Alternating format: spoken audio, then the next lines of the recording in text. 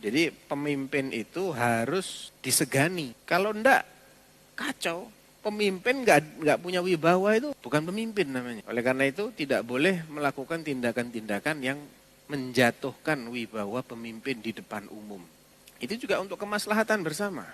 Jadi bukan berarti Islam itu ngajarin orang untuk menjadi penjilat. Islam tidak mengajarkan orang untuk menjilat atau untuk memuji penguasa zalim, tapi Islam mengajarkan orang untuk menjaga kemaslahatan umum.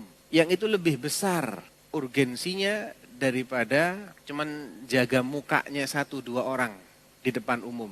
Seseorang yang tidak punya kekuasaan, seandainya wibawa dia jatuh, itu tidak mengganggu keamanan. Tapi kalau pemimpin sampai dijatuhkan wibawanya, sehingga tidak disegani lagi, kacau. Jadi jangan mempertahankan mukanya dia, sehingga dia kemudian menampilkan diri sebagai orang yang meneriakan kebenaran di depan penguasa zalim. Ya, di depan penguasa zalim, bukan di depan kamera, ya, bukan di atas mimbar di depan jemaahnya, bukan, di depan penguasa zalim.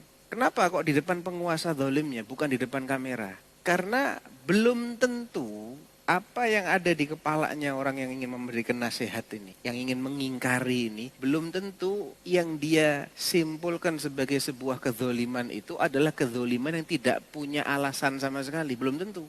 Kan dia tidak tahu apa yang melatar belakangi kebijakan itu, dia tidak tahu. Sehingga kalau itu disampaikan di depan si penguasa dan penguasa memiliki hujah, argumentasi, bisa dibantah. Dan itu kan haknya toh, haknya penguasa. Tapi kalau nggak di depannya dia, apa yang terjadi? Merasa dirongrong. Nah ini nanti akan menimbulkan madarat yang jauh lebih besar daripada maslahat yang akan dibidik. Dan tidak perlu orang-orang tahu. Apa maslahatnya orang-orang tahu? Tujuannya apa? Tujuannya kan menyadarkan, kalau dia tidak sadar diingatkan.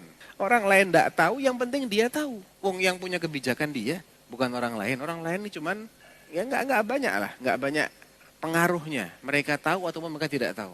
Justru ketika mereka tidak tahu dan dia kemudian berubah, itu masalahnya jauh lebih besar. Daripada kalau dia berubahnya karena tekanan publik, bukan karena dia menyadari itu sebagai kesalahan.